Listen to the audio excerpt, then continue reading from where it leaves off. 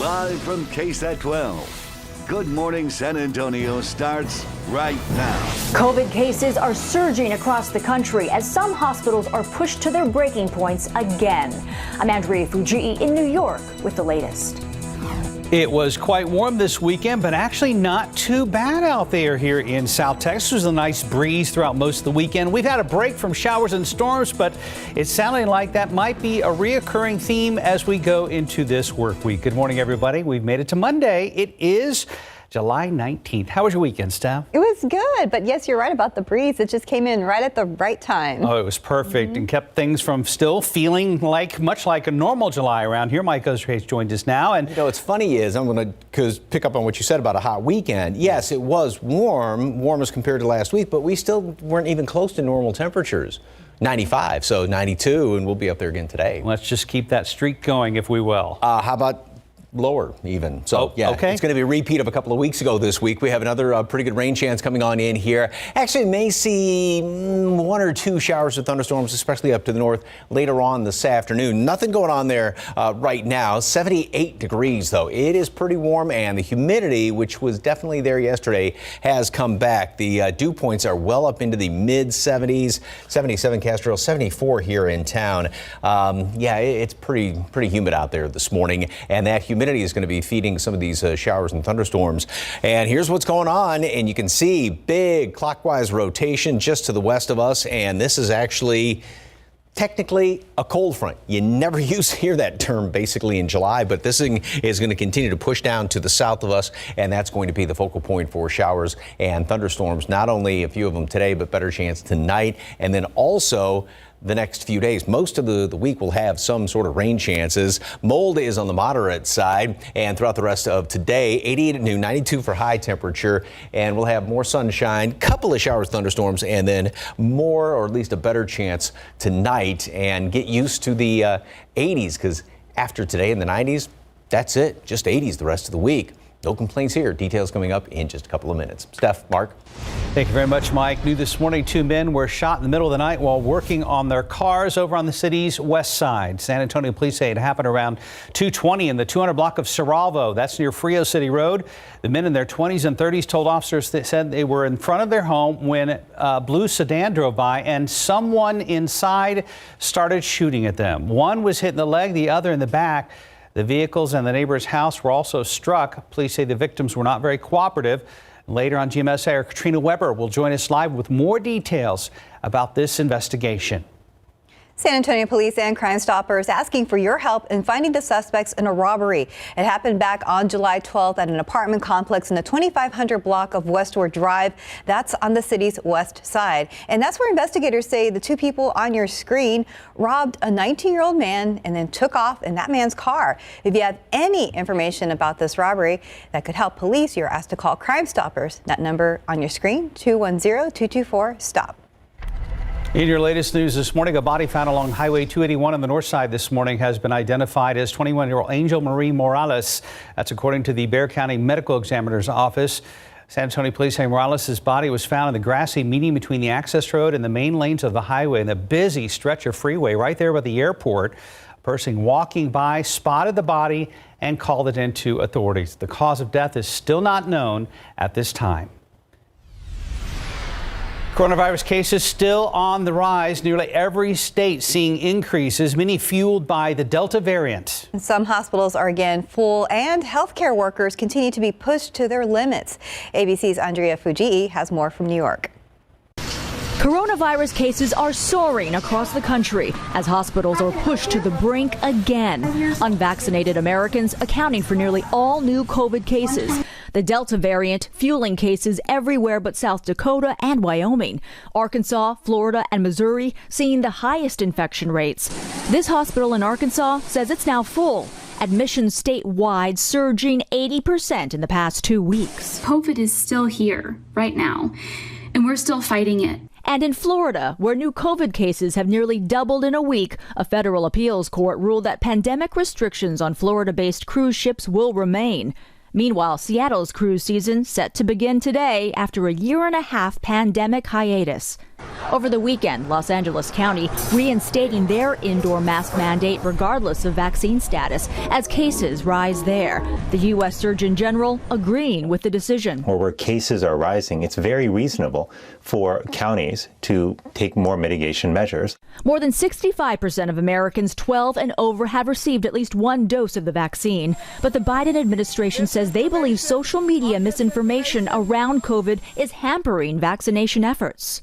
If we had had the pushback for vaccines the way we're seeing on certain media, probably we would still have smallpox. And as the Summer Olympics are set to start in just days, U.S. tennis star Coco Gauff out after she tested positive for the virus. Concern growing in Tokyo as there are now more than 50 confirmed cases linked to the games. The FDA is accelerating their review process to fully approve the Pfizer vaccine. Dr. Fauci says that could come by the end of August, but he still expects younger children may not get their shots until the winter or the end of the year. Andrea Fujii, ABC News, New York. In your morning headlines, a Florida man who breached the U.S. Senate chamber carrying a Trump campaign flag is scheduled to become the first January 6th rioter sentenced for a felony. Today's hearing in Washington will help set a benchmark for punishment in similar cases.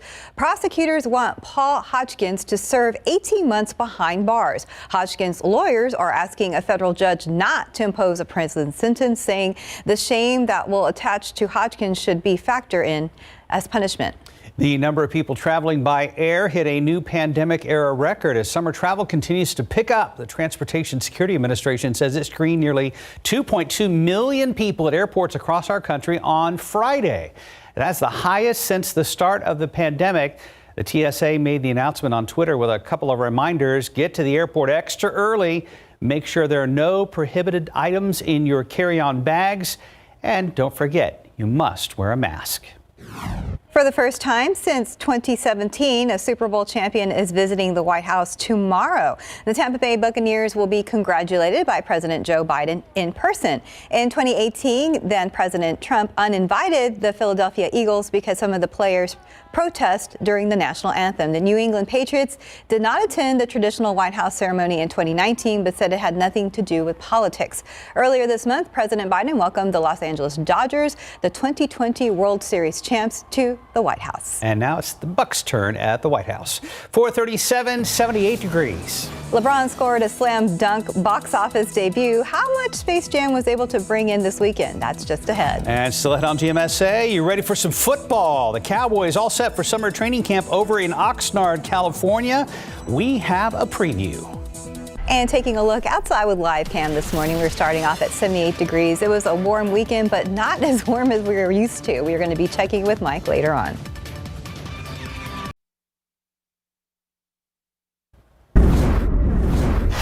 Time for a look at morning sports, and it is time to start talking pro football. The NFL has given the Cowboys permission to return to California for training camp this summer, beginning with players, coaches, and staff reporting tomorrow. It's after they were denied last year due to the pandemic. This will be the Cowboys' 62nd training camp, their 42nd in Southern California, and their 15th season. The Cowboys have spent all or part of it in Oxnard.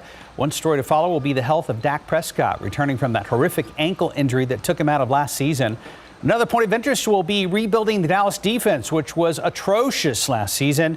Join us as we begin our live coverage from California starting tomorrow night on the news at 5. Here's a look at the Cowboys training camp schedule. Tuesday, players arrive. Wednesday, State of the Cowboys address with Jerry Jones, Stephen Jones, and Mike McCarthy. Thursday, first practice. Saturday, opening ceremony. And Sunday, Jerry Jones himself will join us live on Instant Replay.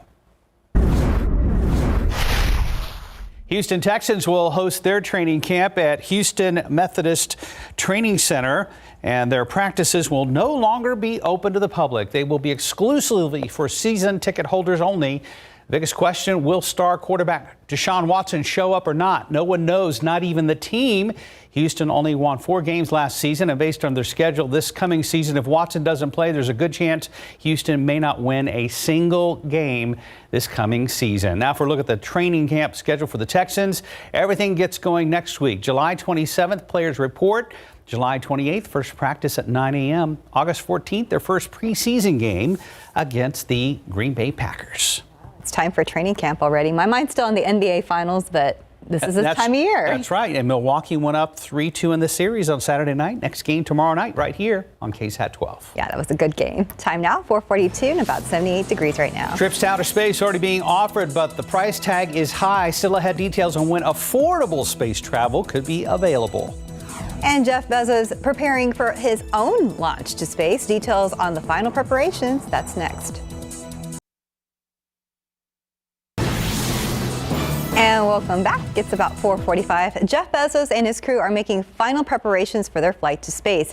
ABC's Mona Kassar Abdi has the details in today's GMA First Look. In this morning's GMA First Look, counting down to Blue Origin's blast off. We're just one day away from billionaire Jeff Bezos rocketing into space, and he'll be surrounded by a crew straight out of a Hollywood movie. Joining him on the New Shepard rocket, his brother Mark Bezos, a genius teenager, Oliver Damon, who will become the youngest person to travel to space. Oliver, welcome. Welcome. And of course, the legendary Wally Funk. We're going to fly you up into space on the very first flight. At age 82, Funk will be the oldest person in space, fulfilling the journey she started over 60 years ago as part of the Mercury 13 Women in Space program. And coming up at 7 a.m., we'll show you the last-minute preparations from Mission Command. And Michael Strahan interviews all 4 members of the crew. With your GMA First Look, I'm Mona Kassar Abdi, ABC News. 4:46, and this is probably the perfect way to start a Monday, Mike Osterhage. Somebody is having a very, very good day over there. I love that picture. Yeah, Emily was hoping for a pretty weekend, and her hopes came true, obviously. It's a beautiful, what kind of dog? Is that like part shepherd? I'm not sure. I'm not sure, but I mean, beautiful. it's just, A pensive look. Yeah. I mean, just classic picture there looking over the back 40. So anyway, thank you very much for that. And yes, it was a beautiful weekend. And today's starting off pretty nice. We've got our morning clouds and temperatures really aren't that bad. Nothing's going on out there right now. We do have a little bit of a heat index, though, because the humidity is up again this morning, and temperatures, low temperatures are above normal. Again, the high temperatures have been staying below their respective normals, so it feels like 81 at the airport, Castroville, Stinson, and 80 is the heat index right now at Canyon Lake. Nothing really obviously going on. You might be able to make out if you kind of squint a little bit. I think some of the low clouds, a really dark shade of gray working on in here, so we keep the low clouds around, then we'll start to see a little bit more sunshine. But we got to look up to the north and notice, first of all, the huge clockwise rotation out there to the west of us, which is kind of an unusual situation for this time of year in the middle of summer. And it's also unusual that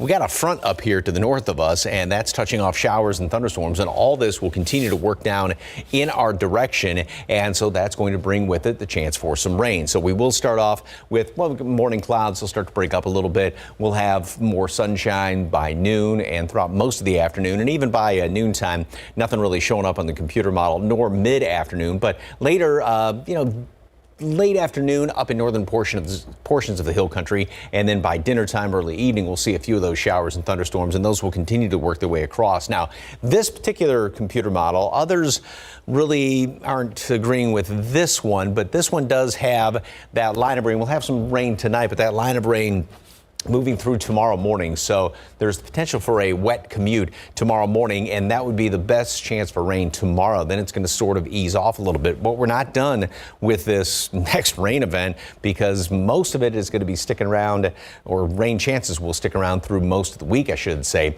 And as far as rainfall amounts, now even this model goes through tomorrow morning, and it's trying to pick up some heavier downpours in the overnight hours. Now, it's just those 2 spots there, but we're going to have to watch out for that. And then especially as we go on into the latter part of the week, because it looks like we'll have, now granted there will be some potentially heavy downpours in spots.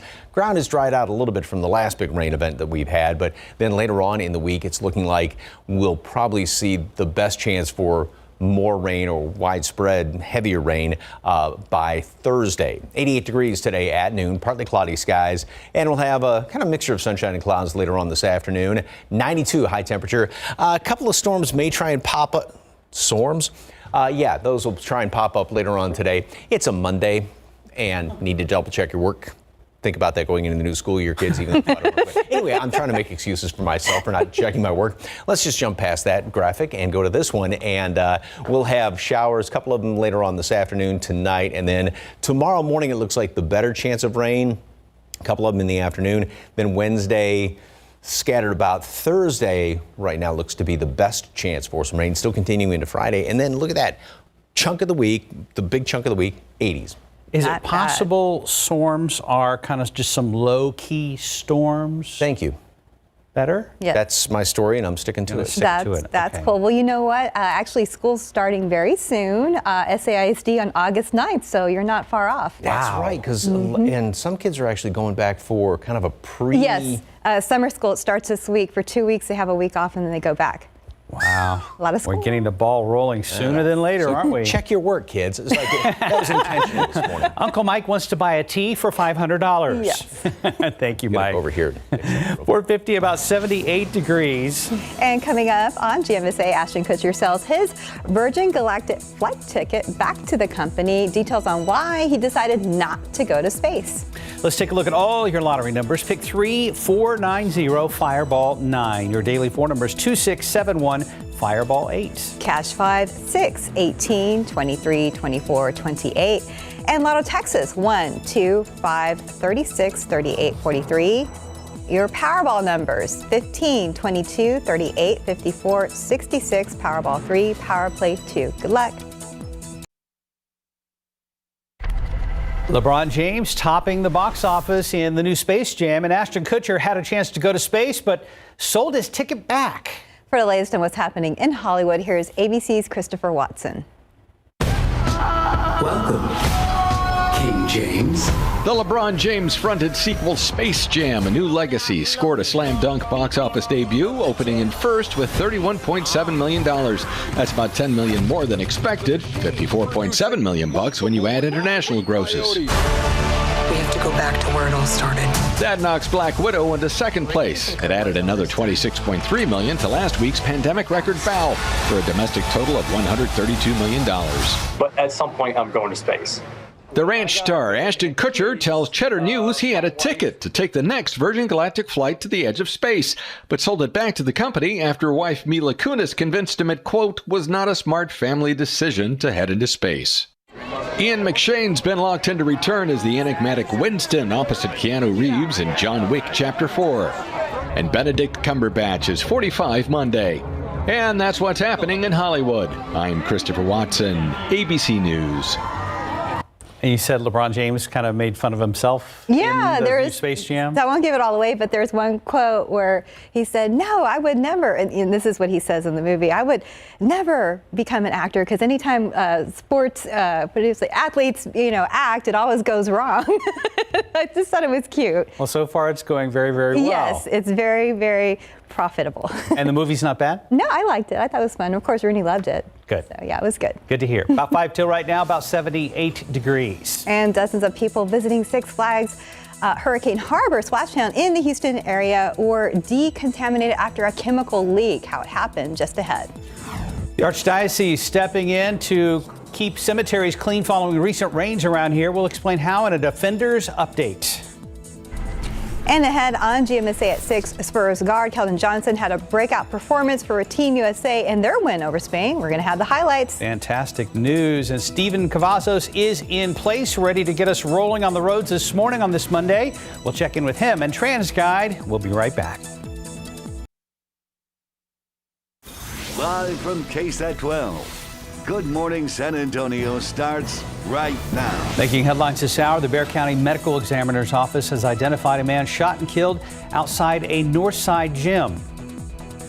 Plus, people are evacuated from a Texas water park following a chemical spill.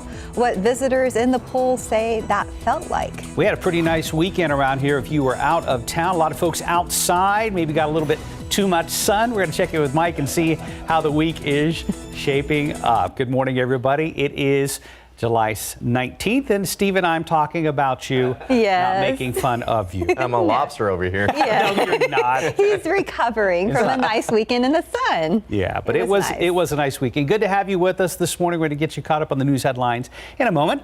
But let's go ahead and check in with Mike, who is a Nice warm weekend, right? Yeah, it was. Although, one of the warmest couple of days in a row that we've had in a while, including Friday, but we were still below normal all weekend long and plenty of sunshine. A few clouds kind of thrown on in there. Right now we are starting off 78 degrees. The normal average low is 75, so well above that, and that bottom number has gone up. Last week we were getting somewhat of a break, especially later on in the week from the humidity in the morning, but it is definitely up there this morning, so there's a bit of a heat index to deal with, and we will start to see at least a chance for a couple of showers and storms today. Still up to 92, still below normal by about 3 degrees, and then better rain chances even going on into this evening and the overnight hours. The aquifer yesterday, no change, and the allergens still have mold on the moderate side. That's probably later on in the week going to start to go up, given the fact that we do have some decent rain, and throughout a good chunk of the week, some rain chances around here. So heat index readings right now, 81 is what it feels like in town. 78 at Randolph, 81 in Stinson. Obviously, just enough humidity to give us some of that heat index. So mostly cloudy skies this morning and fairly humid. Then later on today, partly cloudy, especially up to the north. Late this afternoon, a couple of showers and thunderstorms going to try and develop, and then better chance for a few showers and storms tonight. Not a complete chance of rain, but overnight and then early tomorrow morning looks like we'll have some more rain, and then more rain, these chances of it somewhat on Wednesday. I think the better shot is going to be coming in here Thursday, and then some leftovers on Friday, and temperatures are only going to be in the 80s. 90s today, but 80s throughout the rest of the week. And yep, still July on the calendar. Very unusual. Details on this coming up in just a couple of minutes. Traffic Authority, and did you reapply, Steve? That's the whole thing. I did it twice. Maybe that wasn't enough, Mike, but I'm smiling through the pain this morning, but I'm a cautionary tale today, it looks like. So we shouldn't pat you on the back? Just not in this area. Distance is good. Just making sure. Thank you, Mike. And you know what's looking good? Our roadways right now, if you're going to be heading out in the next few minutes. Take a look here at the view of TransGuide. It shows that we have a pretty smooth commute right now. There's not many issues out on the roadway, which is, of course, a really good sign if you're going to be heading out the door here. I-35 here at Brooklyn shows that we have just a few vehicles out on the roadway. But bringing it to our maps here, we did have a crash. It looks like it is just cleared from our system right here off Roland Avenue, US 87 at Rigsby Avenue. That crash wasn't causing any real delays, and it does look like it has quickly cleared. We are spotting a very minor slowdown here off Loop 410 southbound at State Highway 151, with traffic slowing down to 47 miles per hour this morning. But overall, as we said, it's shaping up to be pretty nice, and we're going to go ahead and bring it to our inbound times right now. If you are coming in to the downtown San Antonio area, coming in from I-10 from Bernie, we got 24 minutes, 281 from Bulverde, 27 minutes, and 26 minutes if you are coming in from 35 in New Braunfels. Bringing it back here to TransGuide does look pretty smooth. We're going to have construction and gas prices to be on the lookout for as we start this new week. Mark, Stephanie? Thank you, Stephen. New this morning, the 24-year-old man shot and killed at the LA Fitness on Blanco Road near Loop 410 has been identified as Orlando Stewart. That is according to the Bexar County Medical Examiner's Office. Police say Stewart was shot and killed Friday night following a fight inside the gym. They say when Stewart and one other person tried to leave the gym, a gunman shot at them and left the area. He was pronounced dead at the scene. The other victim was taken to a hospital in critical condition. The suspect remains at large. The San Antonio Archdiocese is stepping up when it comes to keeping their cemeteries clean. Earlier this month, the defenders showed you 2 locations that had fallen behind on landscaping and other maintenance issues. Many of those problems were related to the recent heavy rains. Some families reported that San Fernando Cemetery number 2 and 3 had overgrown weeds and grass, and some gravestones were even left covered in mud. That's why Miguel Herrera says he started bringing his own lawn care equipment. And I even started doing some of the other people, but I said, God, You could be here all day, right? You could be here all day. You feel guilty. Yeah, there's a lot of guilt involved just leaving them like that. I'm sure they can find some people that they can hire to do a better job keeping it up. And so that's exactly what happened. The defenders went back to find cemetery crews hard at work and what appeared to be some additional crews helping out. The Archdiocese said in a statement that additional workers were brought in and groundskeepers are working overtime to catch up, but the weather wasn't helping. Crews will be working on several projects in the weeks to come. We're going to stay on top of the story and their progress restoring the grounds.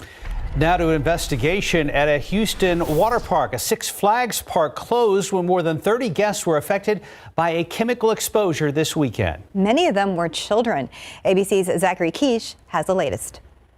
The Texas water park is closed after dozens of people, most of them children, were sickened after a chemical exposure. I'm medicated. I need you to bring your O2 to the command post. Saturday around 2:30 p.m., the first signs that something was wrong at Six Flags Hurricane Harbor Water Park. A lifeguard was sick, and soon after that, more and more people began becoming sick. It came in so strong and so fast. Stephen Morris and his 9-year-old daughter Leah described the frightening moment. I just started coughing, and then my eyes swarmed up. The exposure believed to have occurred in this shallow pool for children. Many of the victims suffering respiratory symptoms. 31 people were transported to local hospitals, including a 3-year-old boy and a pregnant mother. Officials tonight questioning how the chemicals, bleach solution and sulfuric acid, common at public pools, reach such dangerous levels. If you can have 60 plus people get sick and your system doesn't catch it, then clearly something is wrong with the system. Most of those hospitalized have been released. In a statement from Six Flags, they say that safety is a top priority. The park remains closed while investigators work to determine exactly what happened. Zachary Quiche, ABC News, New York. Here at home, the Comal Independent School District hosting several job fairs this week, and it is actually focused on skilled trades. So the district is specifically looking for mechanics, electricians, custodians, bus drivers, and after-school childcare aides. So here's a list of where the fairs are happening from 9 a.m. to noon. So on Monday, that will be at Bill Brown Elementary, that's in Spring Branch. Tuesday would be Mountain Valley Elementary, and that is in Canyon Lake. Thursday, Morningside Elementary in New Braunfels, and Friday, Canyon High in New Braunfels. On Wednesday, August 4th, the district will host a job fair for all open positions, including teachers and office staff. You can find all this information on comalisd.org.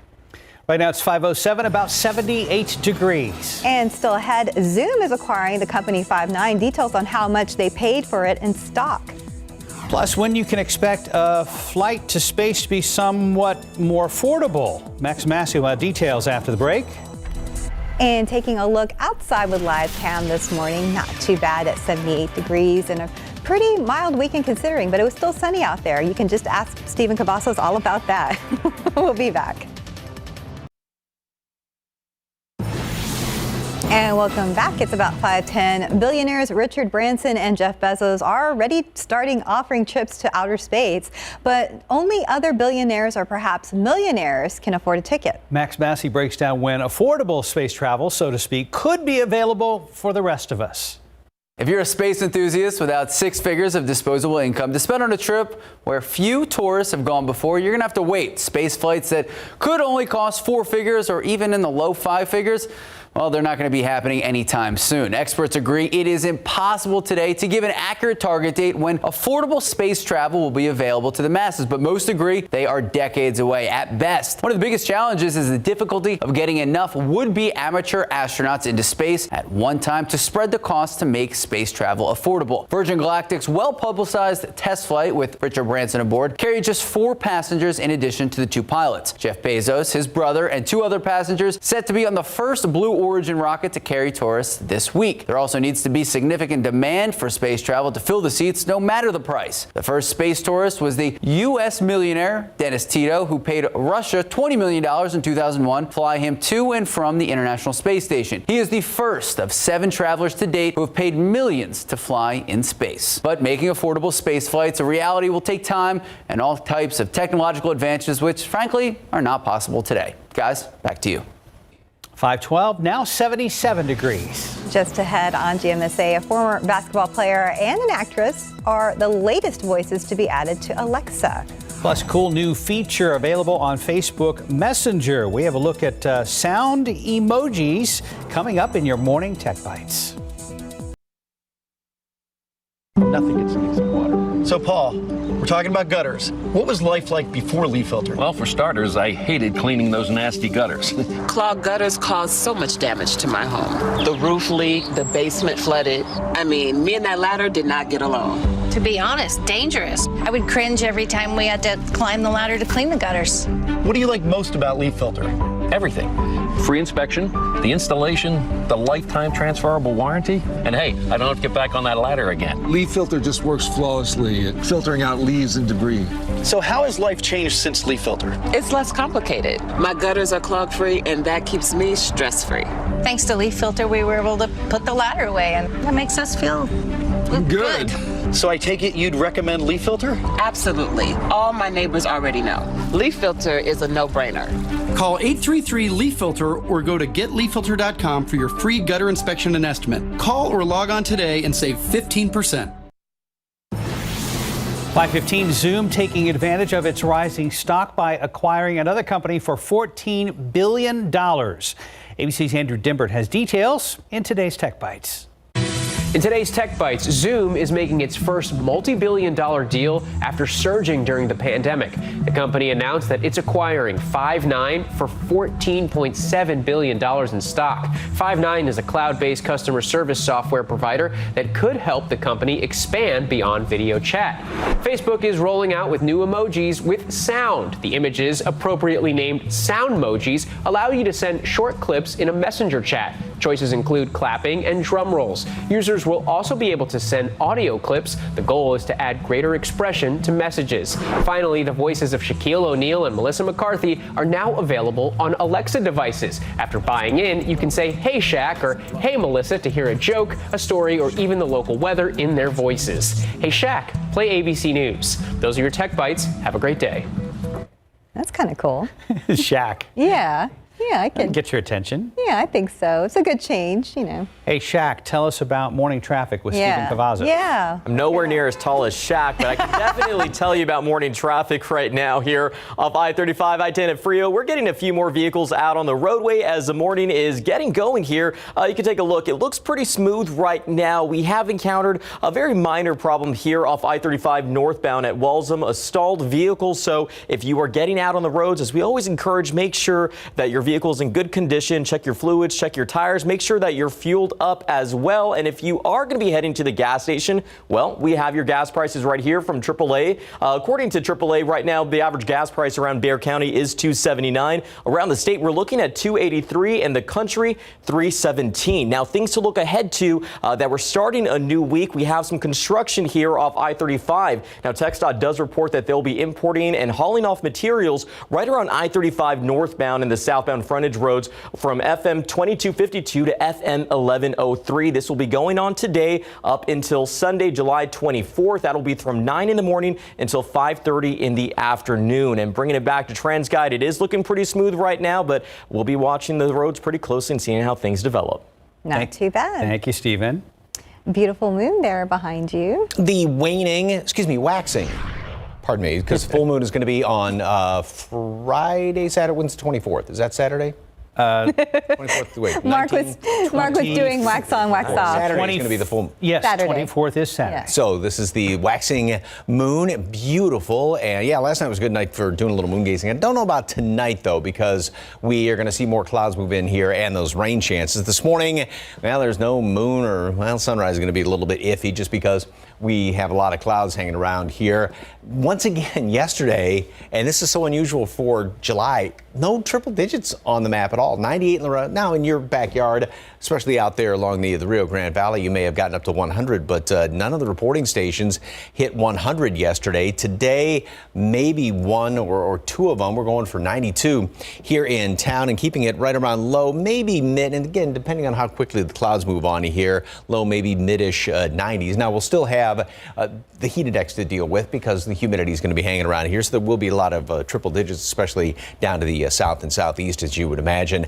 All right, here's that long-range computer model, and this does, as everything is pretty much in agreement with, have a few showers, a couple of thunderstorms developing late this afternoon, right around dinner time, and then in the overnight hours and by tomorrow morning, we'll have some rain around here. So it is right now looking like it's going to be a pretty wet commute tomorrow morning, and that's going to be the better chance for rain tomorrow is going to be in the morning in the first portion of the day. We'll still have a couple of showers hanging around here, but lesser chances in the afternoon. Rain chances will pick back up again then on Wednesday and then especially on Thursday. And now any of the downpours, since we have all this humidity around here, can be potentially on the heavy side. But it looks like, and that includes overnight tonight and tomorrow, but it looks like we'll have right now a better chance for maybe a few more widespread heavier downpours on Thursday. Still some leftover rain Friday, and then we're going to start to kind of clear out just a little bit. And timing looks good for the weekend as far as rain chances really starting to drop down going on into the weekend. And once again, the reason for this very unusual weather pattern is we don't really have high pressure in control. This thing is actually helping to swing that system in here that's up in the northern portion of the state. This low is going to be developing here, and it's going to just kind of move across the area. Very odd for this time of year. That's going to give us those rain chances all the way through the end of the week. And then finally, this high is going to start to build back in, and that's going to help to kind of put a lid on rain chances as we go on into the weekend. So the forecast today, we are going to be up into the upper 80s at noon, partly cloudy skies. Late this afternoon, especially up to the north, start to see shower or two try and develop, and then more rain chances later on. We'll be up to 92, more rain chances overnight tomorrow, and then into the next couple of days. And once again, this is July. We're going to be in the 80s for high temperatures throughout the work week, back to the low 90s next weekend. Steph, Mark. Thank you very much, Mike. 521, about 77 degrees. A new documentary sells millions of dollars worth of tickets on opening weekend. And still ahead on GMSA, a look at the film about Anthony Bourdain life. 524, it is not just blockbusters that set box office records. David Daniel looks at two smaller films making an impact in today's Hollywood Minute. Hey, what's up, man? He was always rushing to get into the scene. He was rushing to get out of the scene, to go somewhere next, even if he had nowhere to go. Roadrunner, a film about Anthony Bourdain, seems to be as popular as its late subject. It debuted with an estimated $1.9 million in ticket sales, the biggest opening weekend for a documentary or any specialty film since the pandemic began. Filmmaker Morgan Neville says he tried to portray Bourdain realistically, flaws and all. And in many ways, I actually think his flaws were the things that made people connect with him. He was so kind of open about his own shortcomings that I think people felt like they were on his side. Posted bail. He should have been out by now. He's not here anymore. ICE took him. What? I just don't understand how they can deport him. I was brought here when I was 3. Can't we do something about this? I mean, listen to him. Look at him. He's American. Here's the first trailer for Blue Bayou. Writer-director Justin Chon stars as a Korean adoptee raised in a small Louisiana town who's threatened with deportation after more than 30 years in the United States. Oscar winner Alicia Vikander plays his wife. Blue Bayou, an official selection of this year's Cannes Film Festival, opens in theaters September 17th. In Hollywood, I'm David Daniel. But if you just don't... And time now is 5:25, and it's about 77 degrees out there. Coming up next half hour, rapidly increasing high tide floods. We have a new report from NASA that gets into the reasons behind it. Plus, more Texas Democrats have tested positive for COVID-19 after leaving to Washington, D.C., where the total now stands. Next on GMSA. And ahead at 6, Netflix entering the video game biz. We'll tell you what you have to pay for this new service.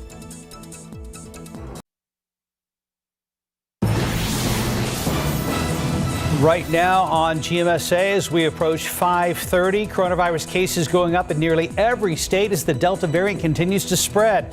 But that's not the only battle health officials face. We'll explain. Some overnight car repairs are brought to an abrupt ending by gunfire. Good morning, I'm Katrina Weber. It happened in a West Side neighborhood. I'll tell you more about it. And taking a look outside with live cam this morning, we are now at 77 degrees. It was a nice sunny weekend, but we are expecting now some scattered showers. Good morning, everybody. It is Monday, the 19th.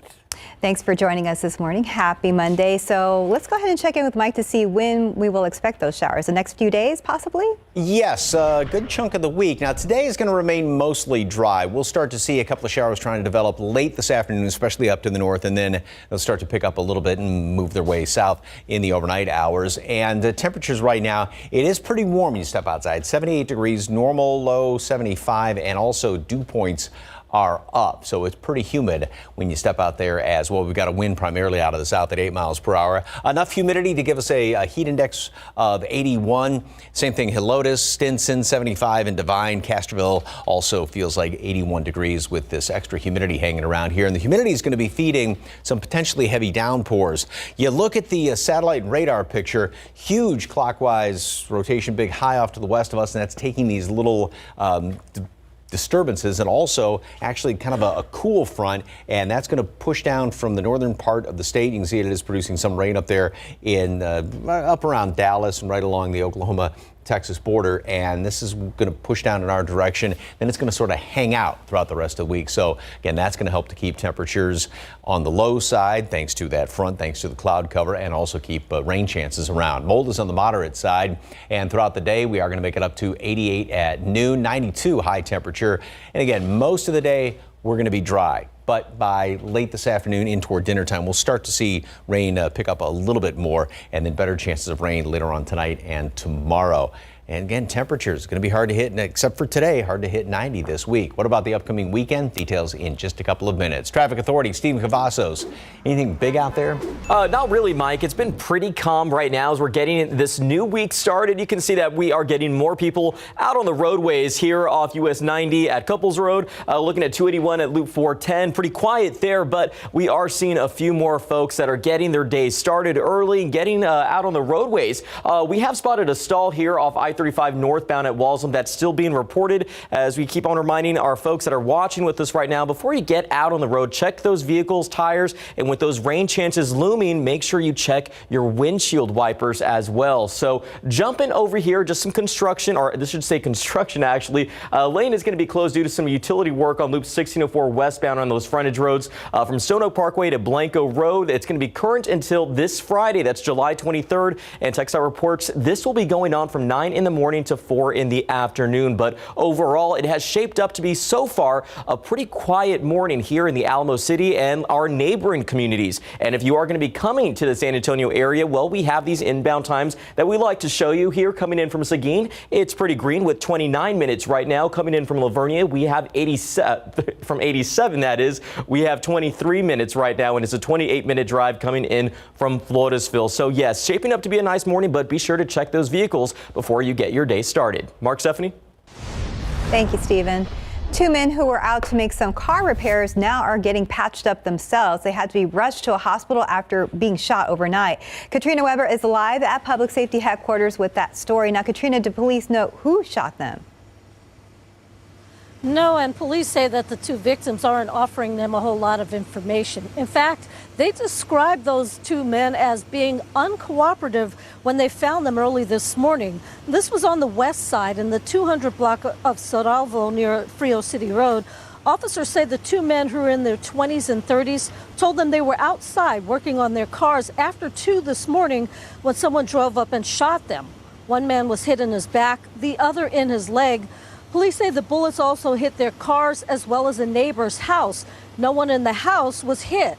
Now, those two men should be okay, and police say that they do not have a lot to work with at this point. All they know is that the shooter was in a blue sedan. Reporting live from Public Safety Headquarters, Katrina Weber, KSAT 12 News. To the courts now. The first week of the Otis McCain trial was a busy one. There were dozens of witnesses who took the stand. Evidence was shown, and there were emotional testimonies about the deadly shooting of SAPD Detective Benjamin Marconi. It's not over yet. This morning, court will resume, and KSAT is covering it all. Until then, you can watch, read and rewatch some of the highlights so far on our website, ksat.com. All you have to do is click Courts under the main menu tab. Medical experts say COVID case counts are on the rise and some misinformation about the vaccine. But as Britt Conway reports, battling misinformation has become a battle in itself. We have a life-saving vaccine that can put this pandemic in the rearview mirror. And yet, the CDC shows the vaccination rate has slowed drastically, even though fewer than 57% of people 12 and up are fully vaccinated. And cases are going up in nearly every state as the Delta variant spreads across the country. Health experts say misinformation and myths about the vaccines are also spreading through some areas of the country. It's having a real cost that can be measured in lives lost. We have to get the information out there that it is safe and effective, that I'd rather have the vaccine than the virus, and that we need people to get the vaccine. But the best way to battle misinformation depends on who you ask. The White House has called out social media, specifically Facebook, as a breeding ground for false information. Facebook is pushing back and getting some support. We can't be dictating to these platforms what is misinformation and what is not misinformation. There are those who blame fellow politicians for vaccine hesitancy. I would rather see us Fauci or Florida than have people go through death by DeSantis. And politicians who say doctors, nurses, and community leaders need to step up grassroots efforts. We know that this is going to be a person by person, shot by shot, conversation by conversation situation from now to the end. I'm Britt Conway reporting. The percentage of COVID-19 tests coming back positive in Texas has climbed to a rate unseen since winter. As of this weekend, Texas's positivity rate is over 10%, a level that Governor Greg Abbott had identified as a red flag earlier in the pandemic. On Saturday, the 7-day average in the state was 2,119. That's nearly triple the average on the first day of the month. As of right now, about 62% of the population in Bexar County are fully vaccinated. For more information on the vaccines as well as where to find your nearest vaccination clinic, you can head to KSAT.com. 2 more House Democrats have tested positive for COVID-19 over in Washington, D.C. This after breaking quorum and leaving the state to block a GOP voting bill last week. That brings the total number of Texas Democrats that are COVID positive to 5 as of Sunday. Representative Celia Israel of Austin and Representative Trey Martinez Fisher of San Antonio among the positive cases. The other legislators' names have not been announced. All the lawmakers that have tested positive are fully vaccinated, according to Texas House Democratic Caucus officials. The standoff between Texas Democrats and Republicans continues this morning. House Democrats still in D.C. after breaking quorum during the special session, all in an effort to postpone and possibly prevent the passing of that voting bill. A member from both parties joined Leading SA to discuss the bill and what could come next. Max Massey explains. We spoke with Representative Barbara Gervin-Hawkins and Representative Steve Allison. Both went through their opinions of the voting bill. We also discussed what could happen procedurally with the bill, what comes next, and all the controversy surrounding it. Take a listen. Basically, it's a voter suppression bill. You know, one thing about it is, and for me, I reflect back on my forefathers and mothers and how they fought to give us the opportunity to vote. Contrary to what's been thrown out there, provides a lot of improvement, including extending voting hours. I don't know where the dialogue comes up that the voting hours are being decreased. They're being extended. We also asked both representatives what they think about the future of Texas politics. Could this partisan divide continue? Could this divisiveness continue in the future?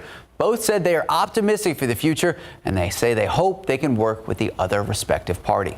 We have Leading SA every Sunday at 8 a.m. If you'd ever like to hear from someone specifically or ask a question to one of our guests, you can submit those right now. Just head to the Leading SA section of KSAT.com. Guys, back to you. 538, 77 degrees. And still ahead, unusual way of promoting recycled material. Why some Olympic athletes are turning attention to their beds. Plus, 2 athletes inside the Olympic Village have tested positive for COVID. Why this may only be the beginning as the athletes flock to Tokyo. And taking a look outside with live cam this morning, we are rain-free this morning in this shot at 77 degrees, but expecting some possible showers later in the week. We'll be checking with Mike soon. The acting U.S. ambassador in Kabul, Afghanistan, is calling for the investigation into the Taliban murder of 22 surrendering Afghan commandos. Those killings happened Friday. Ross Wilson met with the Afghan defense minister in Kabul yesterday. Wilson tweeted, the Taliban committed possible war crimes by murdering surrendering Afghan troops in Faryab. This savage crime must be investigated and those responsible held accountable. 2 South African soccer players have become the first athletes inside the Olympic Village to test positive for COVID-19. Other cases connected to the Tokyo Games were also confirmed on Sunday. The positive test came as some of the expected 11,000 athletes and thousands more team officials from across the globe began arriving in the village. The Olympics open Friday. Speaking of the Olympics, some of the athletes are turning attention to this, the cardboard beds. Tokyo 2020 says the cardboard frames used inside the Olympic Village are meant to promote recycling. Some media reports and athletes suggest they're to dissuade intimacy among the athletes. American runner Paul Chelimo tweeted photos of the beds saying they can withstand the weight of a single person to avoid situations beyond sports. Tokyo Olympic officials say the beds are promoting the use of recycled material and will be turned into paper after the games have concluded. Interesting. Time now, 5:42 and 77 degrees. Almost all U.S. mainland coastlines, in addition to Hawaii and Guam, could see record high tide flooding in the 2030s. Up next, what moon wobble is and what it has to do with those rising tides. 5:45, every U.S. coast will experience rapidly increasing high tide floods thanks to something called moon wobble and climate change, according to a new report from NASA. Sarah Costa explains what exactly moon wobble is and what was found in that recent NASA study. Almost all U.S. mainland coastlines, in addition to Hawaii and Guam, could see record high tide flooding in the 2030s thanks to what is known as moon wobble. But what is moon wobble? Moon wobbles aren't new according to NASA. They are a cyclical shift in the moon's orbit every 18.6 years, and they've been recorded since 1728. The wobble affects the moon's gravitational pull and can either suppress or amplify ocean tides on Earth. In half the moon's 18.6-year cycle, Earth's regular daily tides are suppressed. High tides are lower than normal, and low tides are higher than normal, according to NASA. Around the mid-2030s, locations along the Pacific and Gulf of Mexico coastlines will experience rapid increases in high tide flooding frequency, according to the NASA study. The Gulf of Mexico coastlines were specifically mentioned as an area of concern because they are, quote, more vulnerable to sea level rise due to relatively narrow sea level distributions. The floods will sometimes occur in clusters lasting a month or longer, depending on the positions of the moon, Earth, and sun, according to the JPL News article. Low-lying areas near sea level are increasingly at risk and suffering due to the increased flooding, and it will only get worse, said a NASA administrator. Compared to hurricane storm surges, high tide floods only involve a small amount of water. But if it floods 10 or 15 times a month, a business can't keep operating with its parking lot underwater, one of the lead researchers explained. So you could read the full study from NASA on KSAT.com right now. I'm Sarah Costa, KSAT 12 News. Guys, back to you. 5:47. And we are seeing some flashing lights at I-35 and Loop 410. Let's go ahead and check in with Stephen Cavazos. Hey, thank you so much, Mark and Steph. And that's right, we do have some flashing lights here from the view at TransGuide 35 at Loop 410. It does look like we do have a vehicle that's receiving some roadside assistance right now. But take a look. We are getting a few more vehicles out on the roadway now that the morning is picking up. So, of course, be cautious and make sure you are slowing down whenever you see those flashing lights. We're going to bring you to that stall that's happening here off I-35 northbound right at Walsham Road, still being reported out there. So again, those friendly reminders, be sure to check those vehicles on your way out this morning. But it has been relatively quiet, and I dare I say it again, yes, it has been a quiet morning here so far, but we are watching the roads closely and things that you need to be on the lookout for as we get this new week started. Some more construction to keep in mind here. This one off FM 1535 or Northwest Military Highway. There's going to be some right-of-way preparation. They're getting ready for some construction out over there. It'll be a double lane closure in both directions from Loop 1604 to Hebner Road. This will be going on today until Friday, July 23rd from 9 in the morning to 5 in the afternoon. So something to keep on your radar if you travel in that direction. But bringing it back here to I-35 at North Loop at Loop 410, can't talk today. Just take it slow on the roads, guys, especially when we see these flashing lights out there and somebody getting some help. And just an FYI, Steve did a cool story about those hero trucks, and it's online right now. People were posting on there that those guys are lifesavers out there for those roadside repairs. Yes, glad they're out there. The program with the TxDOT sure is paying off. Yep, thank you, Stephen. Especially if you are on the highway and have something like that, because I mean, to get out of your vehicle is not a safe, idea. Especially when it rains too. It's a lot more dangerous. Yeah. Always call one of those or a police officer to come and at least try and block off traffic. So interesting picture here. One of those little phenomenon, a little ring or halo around the moon. I heard them called moon, or excuse me, it's sun. This is the sun, not the moon. Okay, it's daytime, nighttime. It's Monday too, so. Sundogs? Sundogs, yeah. Yeah. I said moon. I know, and I was thinking moon dog. Is there such a thing as a moon dog? I think they're called moon dogs too. So two different dogs. Yeah, two different dogs. So they bark the same though. Anyway, sun dogs, and it's a halo around the sun. And the reason for this is way up high in the atmosphere, and you really can't see it, are some little tiny ice crystals way up there, and they act like raindrops do. When it's raining, you get a rainbow. So this is basically a rainbow around the sun caused by some of those ice crystals way upstairs in the atmosphere. Very cool looking picture. Thank you very much for that one. And we got a lot of clouds hanging around here this morning. No problems as far as any precipitation, anything like that, just a bunch of humidity. So it is fairly humid when you step outside. A lot of low clouds, which don't show up too awfully well in this vantage point. But notice what's coming up here from the north. We've got some showers and some thunderstorms, and these are pushing down here fairly quickly. And so by later on today, we'll start to see, especially in the northern part of the area, some of those showers, even a couple of thunderstorms. There's actually a bit of a front that's going to be moving into the area and sort of hanging out. So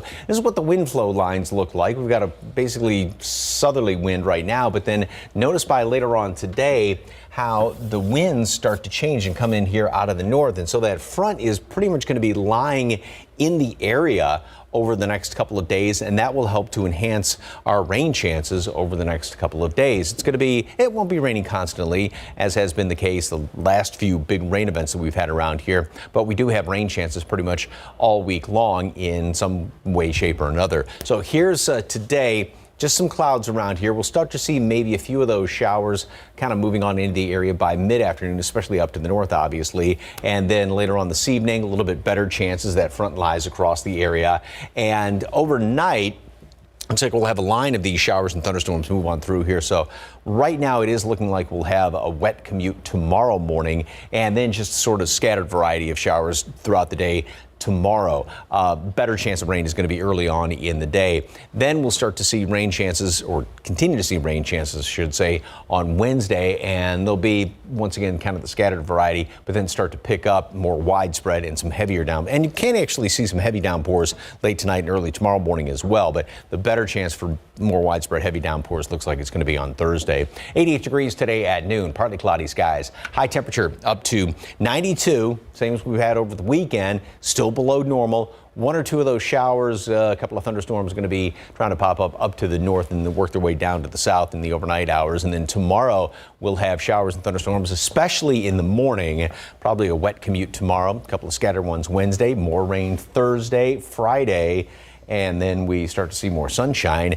And as of right now, no rain chances over the weekend. And again, 80s, and it's July. 80s and July. Well, this works out because we asked for some time to dry out after flooding rains around a little here. bit, and we got it. And again, that's going to be the thing we have to watch out for, though. Heavy downpours in places. So. All right, we'll take it, though. Thank you. Oh, yeah, this is great. Thank you, Mike. 5:52, still about 77 degrees. And this year marks the 25th anniversary of the movie Space Jam. After the break, a preview of the animated sequel where LeBron James picks up where Michael Jordan left off.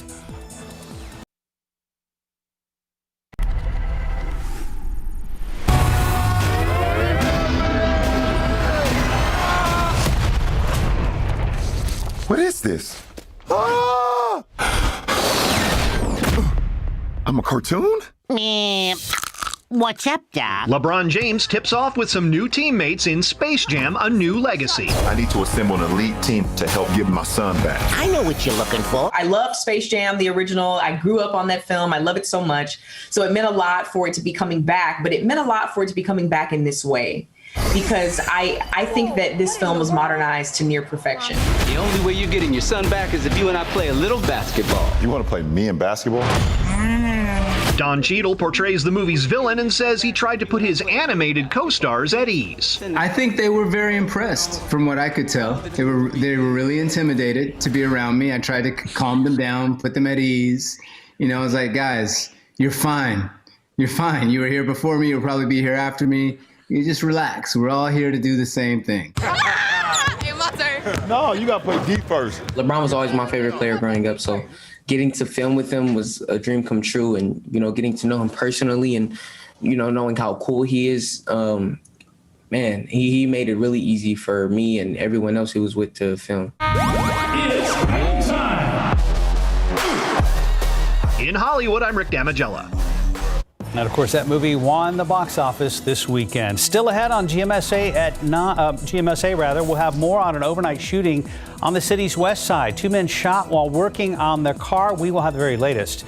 And TransGuide, we've got flashing lights at I-35 near Loop 410. Also be on the lookout for possible construction. We'll see if there are any other spots we need to be aware of on the main freeway lanes. Coming up with Stephen Cavazos. Checking back in with Mike Osterhage. Rain is finally back in the forecast in South Texas. And your top stories coming up at the top of the hour. You're watching GMSA on Monday, July 19th.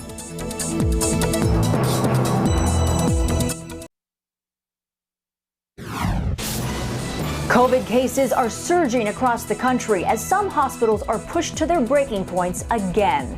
I'm Andrea Fujii in New York with the latest. Check out this video. A driver in Colorado in hot water after plunging their car right into a swimming pool. We'll have details on how it happened.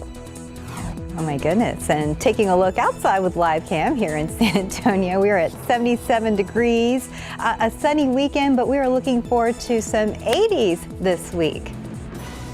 Live from KSAT 12. Good Morning San Antonio starts right now. Let's roll, everyone. It is Monday, July 19th. Happy Monday. Thanks for joining us. Hope you had a great weekend. It was nice and sunny. Had a good weekend. Yeah, we did. It was beautiful around here. Not too hot. Had a nice breeze. And Mike says rain is back in the forecast. If your lawn needs a drink, perfect timing. Yeah, we all, I think, got a little bit used to having all the rain and forgot to water at times because I need to water. But we're going to get some from Mother Nature. And it's almost going to be a repeat of a couple of weeks ago and then a couple of months before that. It's a very unusual weather pattern that we're going to be getting into this week. We've got kind of a tranquil morning, some clouds hanging around here. It is warm, though, and we do have a little bit of a heat index in places. 81 in Castroville, 83 is what it feels like at Stinson as of right now. And boy, big clockwise rotation out to the west of us, and that's taking this cool front up to the north and pushing it down in our direction. And so that's what's going to be sort of hanging out here this week. It's going to be the focal point for rain as well as lower temperatures. Cloud cover and that front sort of lying in the area is going to help to keep temperatures down once again.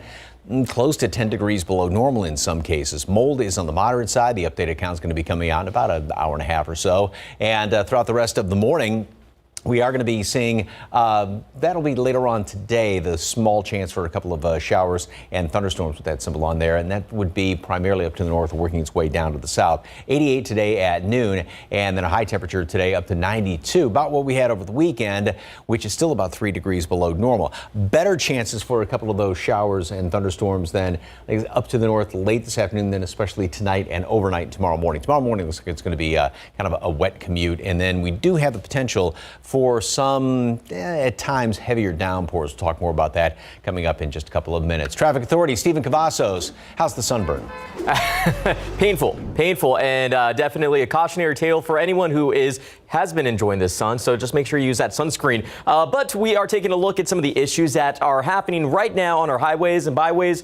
This one here off I-35 north at Loop 410, we do have a stalled vehicle that's been out there for quite some time. That person receiving some roadside assistance, possibly from one of TxDOT's heroes. And we have that stall reported here off I-35 northbound again at Walsham. No issues when it comes to creating traffic delays right now. It's still early enough. We're getting a few more people out on the roadways, but we're not seeing a lot of problems when it comes to delays at this hour, although stalls seem to be the trending issue at this hour. 281 northbound at Hildebrand, another stall reported right over there, and jumping up right over here to 1604 westbound Judson Road, another stalled vehicle. So again, check those cars, tires, windshield wipers in preparation for any of those scattered rainstorms that we should be expecting later, or rain I should say. But bringing it here to the wider scope, we are seeing a pretty green morning as we're getting this new week started and checking out our inbound times at this hour. It's a pleasant drive if you're coming in from Pleasanton on 37, 28 minutes. It's a little time here from Lytle, 16 minutes coming in from 35 to the downtown San Antonio area,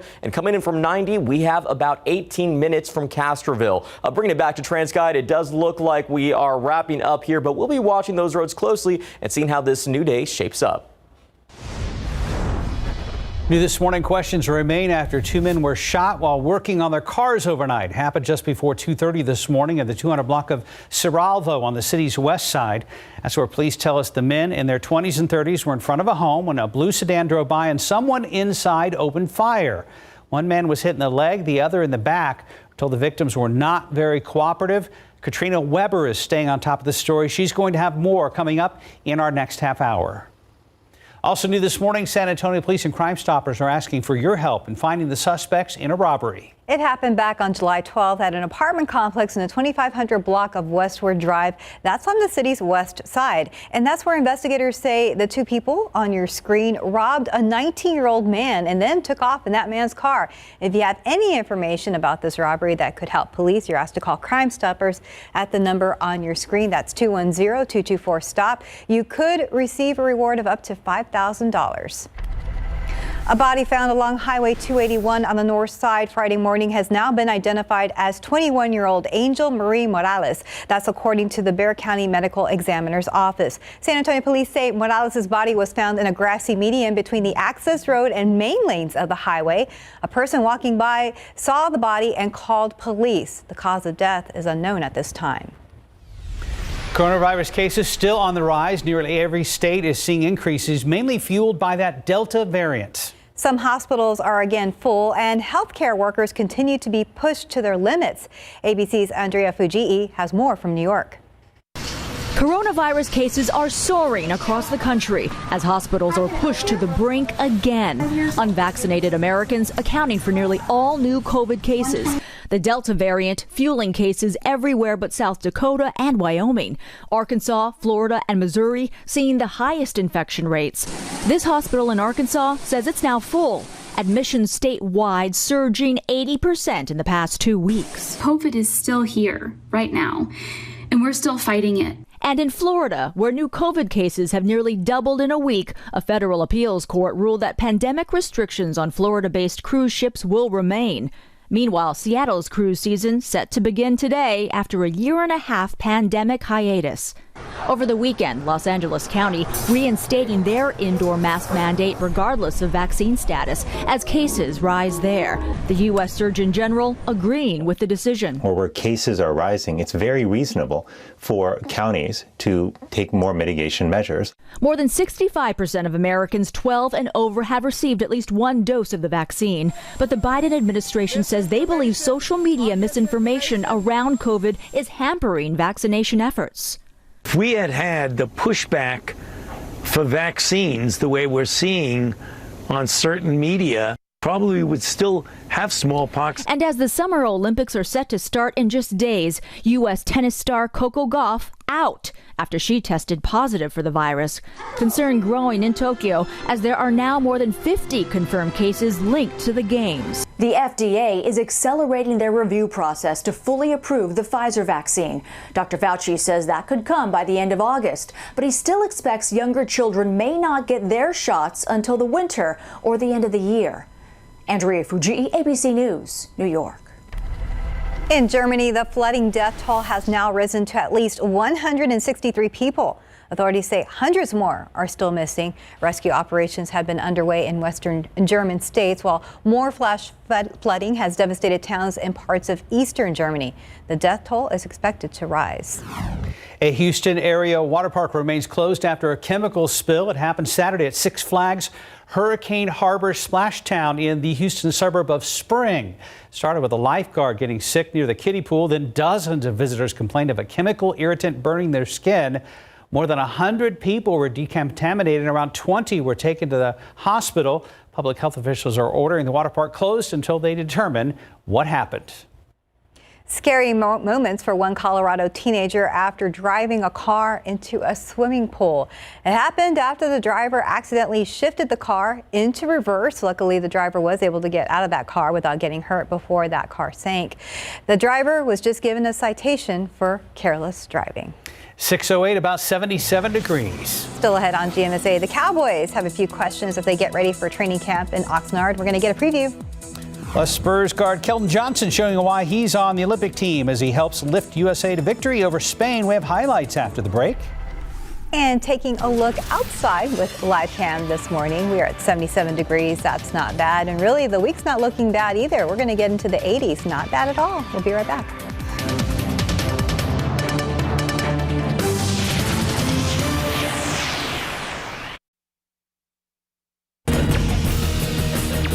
.612, the NBA Finals continue here on KSAT. The Milwaukee Bucks now just one win away from the title. After a strong start from the Suns in Game 5 on Saturday night, the Bucks responded by outscoring Phoenix 43-24 in the second quarter to lead at the half. Both teams shot better than 55%, but the Bucks have been consistent. Drew Holiday had his best game of the series, scoring 27 points. Chris Middleton added 29 and is averaging 25 points per game in the finals. So can Milwaukee put away the Suns in Game 6? We will find out. Here's your matchup. Game 6 tips off tomorrow night at 8 in Milwaukee. If the Suns win and force a Game 7, that will be Thursday night back in Phoenix. Once again, KSAT is your home of the NBA Finals. Meanwhile, Coach Pop and the U.S. men's national team get the win against Spain in the last exhibition game prior to the start of the Tokyo Games later this week. Big reason for that is Spurs guard Keldon Johnson's performance. In the second quarter, Johnson got a massive block. Then minutes later, drains a corner three. Johnson finished with 15 points. Team USA ends their exhibition slate with that 83-76 victory. It's finally here. Let's talk pro football. The NFL has given the Cowboys permission to return to California for training camp this summer, beginning with players, coaches, and staff reporting tomorrow. That's after they were denied last year due to fallout from the pandemic. This will be the Cowboys' 62nd training camp. They're 42nd in Southern California. The 15th season, the Cowboys have spent all or part of it in Oxnard. One story to follow this summer, of course, the health of Dak Prescott, returning from that ankle injury that took him out of last season. Another point of interest, rebuilding the Dallas defense, which was atrocious last season. Join us as we begin our live reports from California starting tomorrow night on the news at 5. Here's a look at the Cowboys training camp schedule. Players arrive tomorrow. Wednesday will feature the State of the Cowboys address with Jerry Jones, Stephen Jones, and Mike McCarthy. First practice Thursday and the opening ceremony on Saturday. Then on Sunday, Jerry Jones will join us on Instant Replay. Catch that at 11 p.m. Houston Texans will host their camp at the Houston Methodist Training Center, but their practices will no longer be open to the public. They will be exclusively for season ticket holders. Biggest question over there, will Deshaun Watson show up or not? It seems like no one knows, not even the team. Houston won only 4 games last season, and based on their schedule for this season, if Watson doesn't play, there is a chance Houston may not win a single game this coming season. Now for a look at the Texans training camp schedule. Players report July 27th, first practice the following day. Then August 1st, they'll take on the Packers in their first preseason game. And at last check, there was a stalled vehicle on I-35. Let's go ahead and check back with Stephen Cavazos. Thank you, guys. And thankfully, that vehicle looks like it did receive some assistance, and that driver is now on their merry way. And we are seeing more folks that are getting out on the roads as we're getting this new day started. You can see here Loop 410 at San Pedro shows that we are getting more of those cars out on the roadways, getting a little bit busier. But the issues when it comes to stalled vehicles has not slowed down. Take a look here. This one still here off Loop 410 eastbound right at Starcrest Drive. But we do have another one right over here at I-10 at 37. You can see that this seems to be the real issue at this moment, where we're seeing these vehicles that are facing some delays as they're getting their days started. So as we always remind you, every half hour, check those cars, because before you get on the roadways, we want to make sure you get to where you need to be on time, but more importantly, safely. Let's go ahead and take a look at the gas prices. According to AAA, Bexar County, the average gas price AAA reports is $2.79, and around the state, we're looking at $2.83, and the country $3.17. So news for you if you're going to be heading to the gas pump this morning to fuel up. But bringing it back here to TransGuide 281 at Loop 410 West, looking a little bit busier. Just those vehicles that we're spotting, guys, that are facing some issues out on the roads. Thank you, Stephen. Pretty ominous forecast for the Texans, you said there about, without Deshaun Watson. They may not win a game. Yeah, a lot of question marks still there. We're like a week away from things getting going over there in Houston. So the backup quarterback's that bad? I don't remember who's 2 or 3 on the depth chart right now, but as soon as we find out anything, we'll let you know. And if memory serves me correctly, J.J. Watt's gone, right? Oh, yeah. He's been gone for one season, right, Kev? Arizona. He's with the Cardinals. Yeah, 1 year now. Director. All right. Enough with sports. Back to weather. And we've got temperatures right now that are, well, not too far from normal here in town. 75 normal low. We're at 77, 78 there in Port SA, and 79 down the road at Stinson as of right now. And throughout the rest of the morning, we're going to have mostly cloudy skies, partly cloudy, and a couple of showers, a couple of thunderstorms later on today. And then the next few days, a few showers, a couple of storms, and notice how temperatures will only be in the 80s the next couple of days. Beautiful picture here from Yvonne, and as you can see, nice little butterfly taking advantage of some of those blossoms out there. Great shot. Thank you very much for that picture. There's all the clouds we have, a couple of breaks here and there, and so we'll see some sunshine around this morning. What's interesting is, it had looked like, looking at all the computer models and everything, wouldn't really be seeing rain until later on this afternoon, but we do have a couple of, this is not kind of being pushed well ahead of the main chunk of rain way up there, say around Dallas, but we've got a couple of showers that are just about to move into northern portions of the hill country, if indeed these do hold together. So don't be surprised up to the north here if you see a couple of these showers. And satellite picture right now, as you can see up there further to the north, there's kind of the main chunk of this, and these are being pushed well out ahead of it. And there's a huge, obviously, clockwise flow off to the west, and so that's what's taking this very unusual late season, if you will, cool front and pushing it down in our direction. And that's going to be the case, well, really throughout the week, as far as that thing kind of hanging around here and being the focal point for showers and storms. Another quick check on the tropics.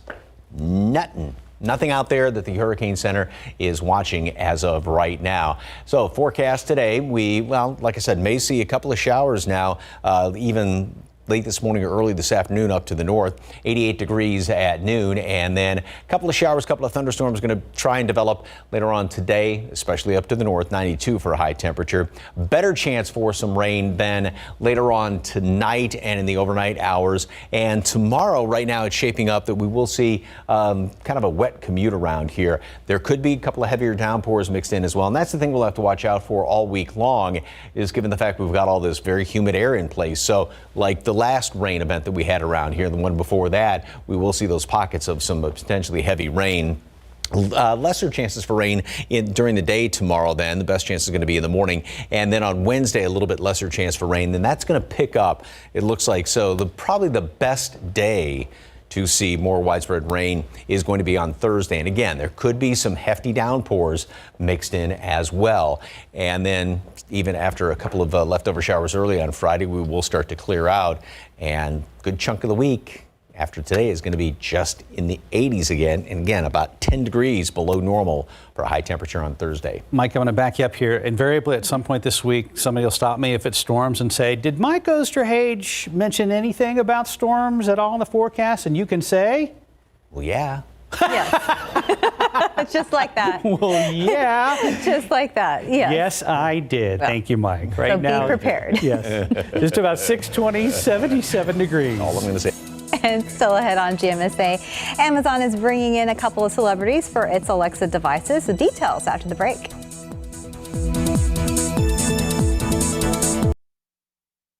Nothing gets mixed in water. So, Paul, we're talking about gutters. What was life like before Leaffilter? Well, for starters, I hated cleaning those nasty gutters.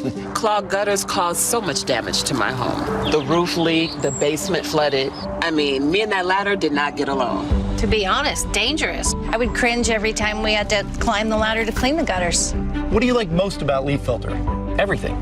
Free inspection, the installation, the lifetime transferable warranty, and hey, I don't have to get back on that ladder again. Leaffilter just works flawlessly at filtering out leaves and debris. So how has life changed since Leaffilter? It's less complicated. My gutters are clog-free, and that keeps me stress-free. Thanks to Leaffilter, we were able to put the ladder away, and that makes us feel good. So I take it you'd recommend Leaffilter? Absolutely. All my neighbors already know. Leaffilter is a no-brainer. Call 833-LEAFFILTER or go to getleaffilter.com for your free gutter inspection and estimate. Call or log on today and save 15%.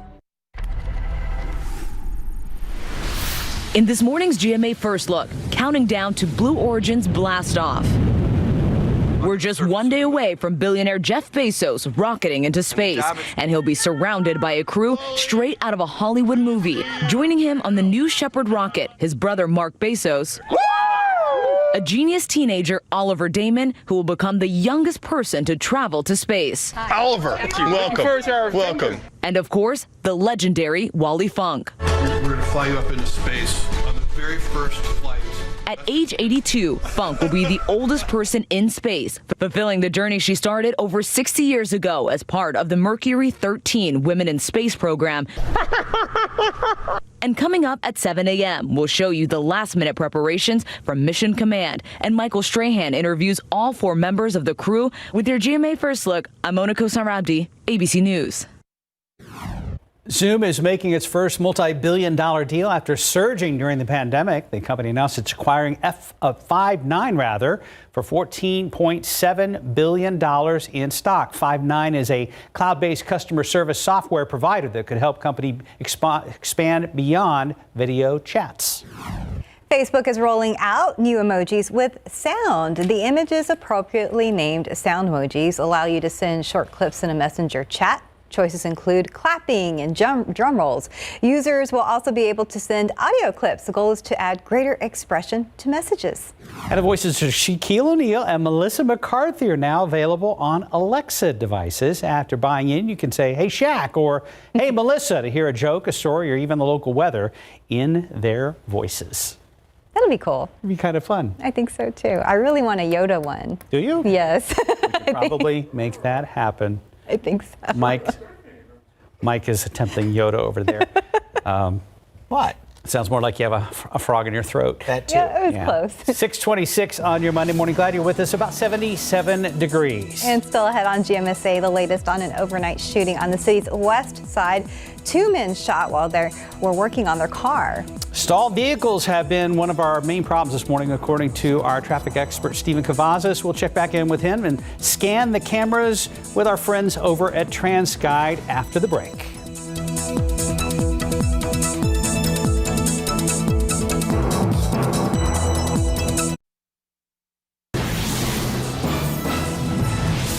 Two men who say they were making middle-of-the-night car repairs now getting some care themselves.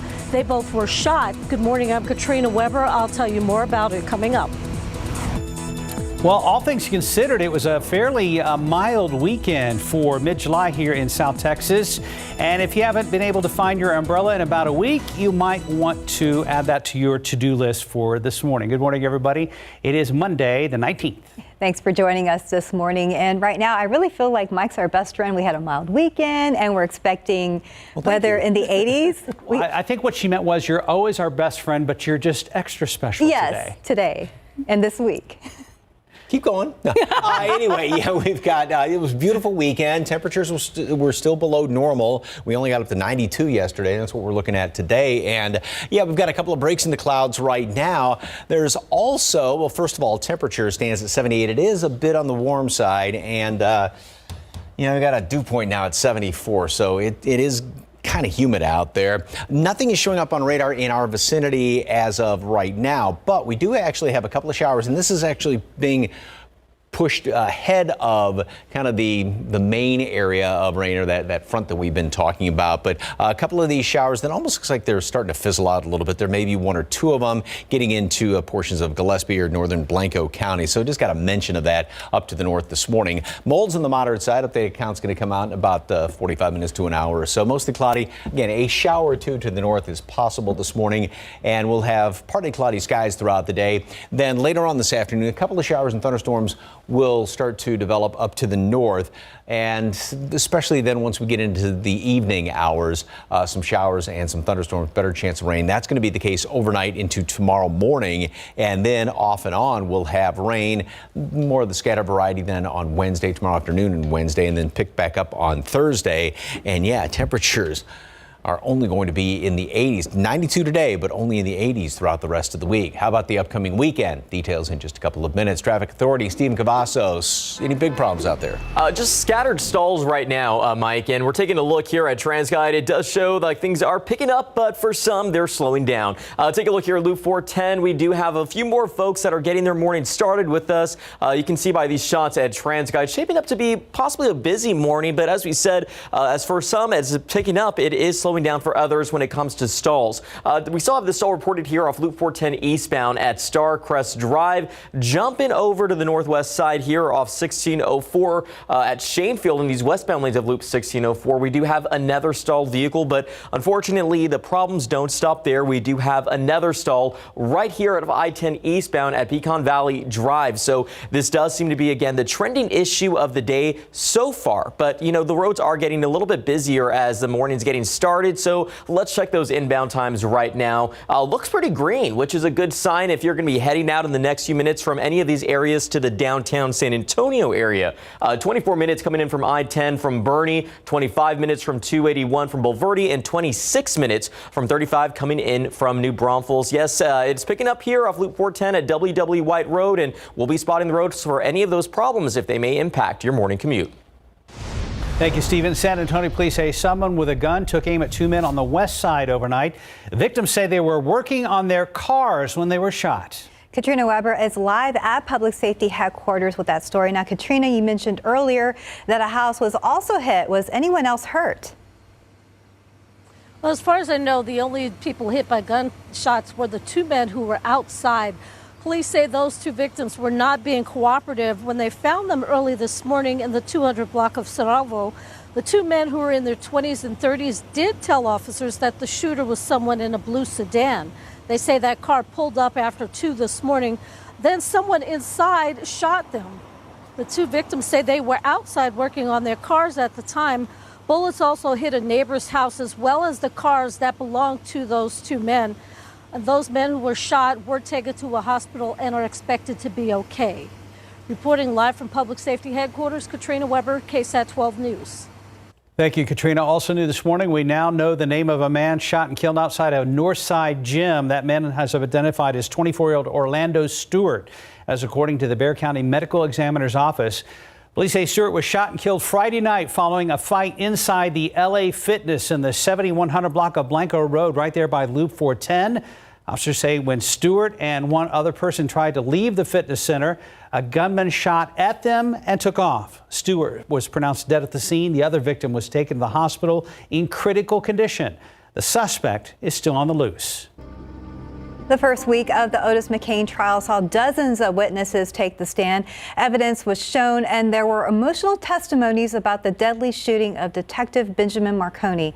But it's not over yet. This morning, court will resume and KSAT is covering it all. You can read and rewatch some of the biggest highlights so far on our website at ksat.com. Police in Tucson, Arizona are looking into a series of attacks that happened yesterday. Investigators there say a total of 5 people were shot and at least 2 children are still missing. Police say a 35-year-old man opened fire on an ambulance crew, hitting 2 paramedics. That same suspect is accused of driving to the scene of a house fire at another location and shooting firefighters and a resident there. That resident was killed. Investigators also say a body was found in that burned home, and at least 2 children who lived there are still missing. We were told a police officer tracked the suspect down and shot him. That suspect was last reported in critical condition. The percentage of COVID-19 tests coming back positive right here in Texas has risen to a rate unseen since last winter. As of this weekend, Texas's positivity rate is over 10%, which is a level that Governor Greg Abbott had identified as a red flag earlier in the pandemic. On Saturday, the 7-day average was in the state was 2,119. That is nearly triple the average on the first day of the month. As of right now, about 62% of the population here in Bexar County are fully vaccinated.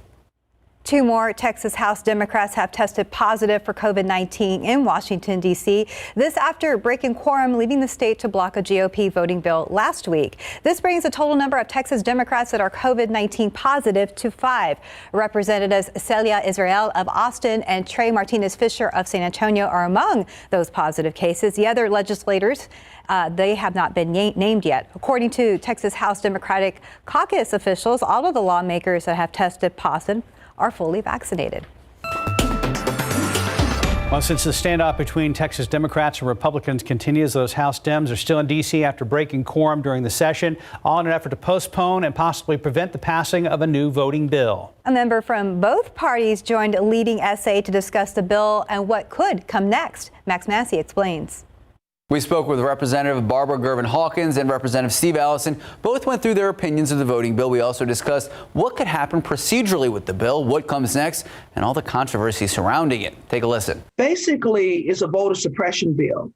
You know, one thing about it is, and for me, I reflect back on my forefathers and mothers and how they fought to give us the opportunity to vote. Contrary to what's been thrown out there, provides a lot of improvement, including extending voting hours. I don't know where the dialogue comes up that the voting hours are being decreased. They're being extended. We also asked both representatives what they think about the future of Texas politics. Could this partisan divide continue? Could this divisiveness continue in the future? Both said they are optimistic for the future, and they say they hope they can work with the other respective party. Now, we have Leading SA every Sunday at 8 a.m. If you'd ever like to hear from someone specifically or ask a question to one of our guests, you can submit those right now. Just head to the Leading SA section of KSAT.com. Guys, back to you. Thank you, Max. The Comal Independent School District is hosting several job fairs this week. They're focused on skilled trades. The district specifically looking for mechanics, electricians, custodians, bus drivers, and after-school child care aides. Here's a list of where the fairs are happening each day from 9 to noon. On Wednesday, August 4th, the district will host a job fair for all open positions, including teachers and office staff. You can find more information on comalisd.org. Now to Jeff Bezos and his flight crew making final preparations for their trip to space. The historic flight will include the oldest person to go to space and the youngest. ABC's Mona Kassar Abdi has details. Blue Origin is officially cleared for liftoff. The rocket set to take off tomorrow morning with Amazon founder Jeff Bezos and his 3 crewmates on board. Overnight, ABC's Gio Benitez getting inside a training capsule similar to the one that will take the crew to space. 3, 2, 1. These are the largest windows that have ever flown in space. I mean, it's pretty roomy considering. I mean, you wouldn't think so. It is definitely roomy. And the other thing to note, is once you're actually up in space in 0G, you end up also having this third dimension too as well. So it feels even roomier. And also to give you a sense, this has 10 times the amount of volume that Alan Shepard had on his first flight to space in 1961. The crew now preparing to blast off for the 11-minute flight, where they will experience 3 minutes of weightlessness. Everything comes loose, and if you're in space, you're literally just going to start to essentially levitate out of your seat because you are in 0G, and you're going to get out of your seat. You can do somersaults, you can maybe do a Superman across the capsule. Bezos will be accompanied by his brother Mark, 82-year-old Wally Funk, and 18-year-old Oliver Damon, the first paying civilian aboard a commercial spacecraft. Oliver, welcome. Bezos will be the second billionaire to leave the planet, after Richard Branson launched his Virgin Galactic spaceship last week. But Bezos and his passengers will travel 62 miles above the surface of the Earth, a little farther than Branson's 53 miles. Mona Kassar Abdi, ABC News, New York. Time check, 6:40, about 77 degrees. Netflix is diving into the video game market. So when is that coming and will it cost you any more? That's next.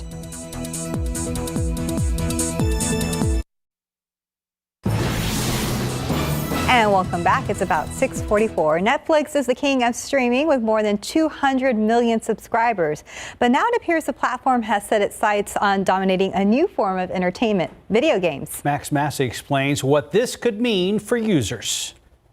The company will offer video games on the service within the next year, according to Bloomberg. The outlet says video games could appear as a new genre on the platforms, things like documentaries and stand-up specials. Bloomberg didn't get into specifics, but did report Netflix doesn't plan on charging extra for access to video games. Video games may seem like an odd match for Netflix, but with competitors like Disney quickly catching up, Netflix is looking to see if they can do video games what it did to Hollywood. Video games, not only a multi-billion-dollar industry, but offering games could also give Netflix its next big thing, something critics say it needs right now. Disney and Comcast NBC Universal have multiple ways to make money, such as selling Iron Man toys and Jurassic Park themed park rides. So Netflix's revenue streams not intrinsically tied to their streaming ventures. Disney Plus and Peacock, they make money elsewhere as well, and that's not the case for Netflix. The company's primary revenue driver is tied to every subscriber it brings in. So far, business has been booming in that department, with Netflix at the top of the streaming mountain, but its growth is starting to look a little sluggish as of late. The company has been looking to diversify, and video games could be a smart and quick way to do that. The world of gaming isn't completely alien to Netflix. The company announced a video game based on the hit original series Stranger Things back in 2019. Netflix has proven time and time again that it finds success by offering its customers new forms of entertainment, but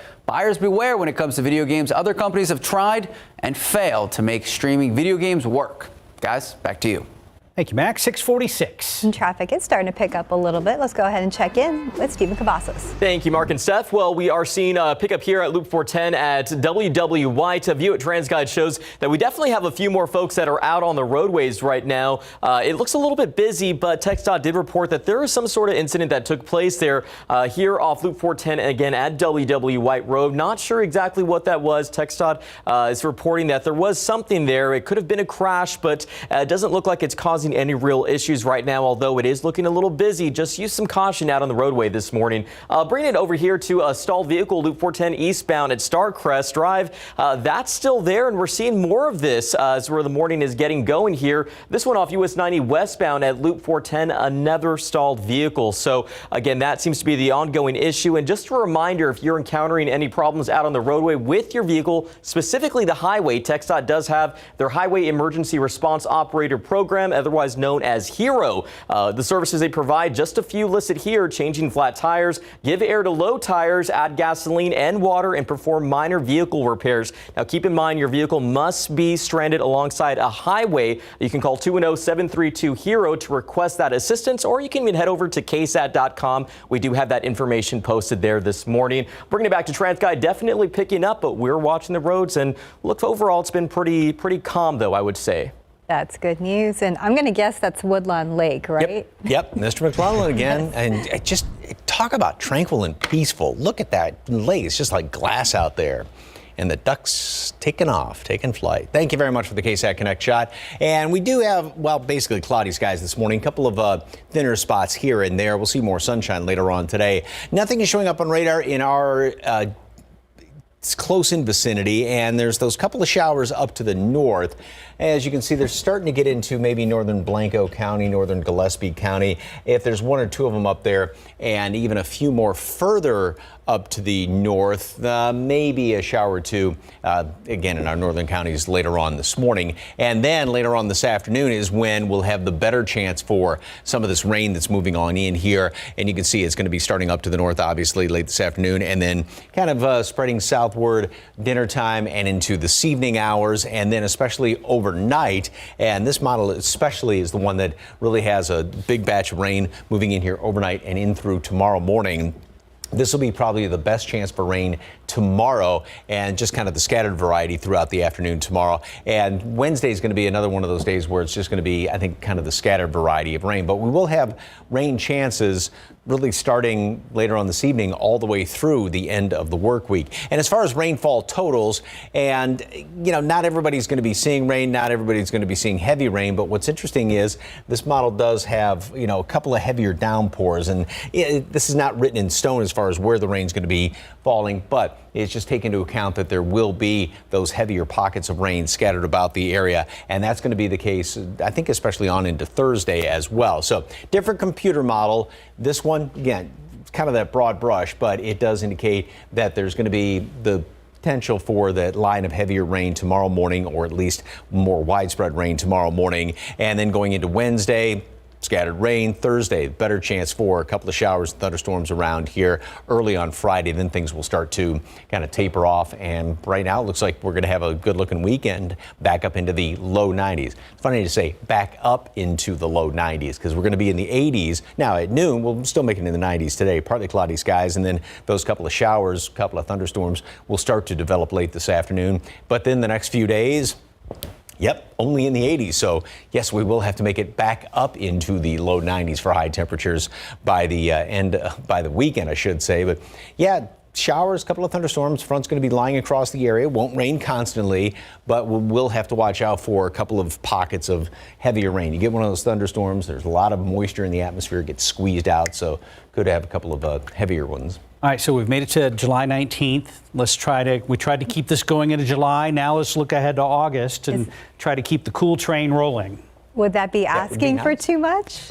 Well, I mean, you know, looking that far in advance, can't really tell right now. Right. But the way this year's been going, I don't think anything's off the table. That's true. Thank you, Mike. 6:50, about 77 degrees. And tomorrow on GMSA, our Tejano Moments series continues with a look at Jose Toribio Lozoya. We're going to tell you why he's important to Texas history. Outside with live cam. Glad you're with us here on GMSA. A few breaks in the clouds. We're going to catch things up and wrap up this newscast coming up in just a bit.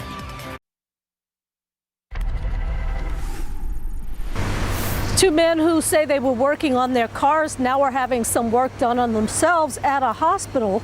Good morning, I'm Katrina Weber. Police say those two men were shot outside a home on the west side. Now, this happened around 2 o'clock this morning. Those two men told police they were shot by someone in a blue sedan that rolled up on them in the 200 block of Cerralvo. The two victims, who are in their 20s and 30s, say they were outside working on their cars when this happened. One man was shot in the back, the other shot in the leg. Both are expected to be okay. The police say the only information they have on the shooter is that it was someone in a blue sedan, and they have not made any arrests. Reporting for Public Safety Headquarters, Katrina Weber, KSAT 12 News.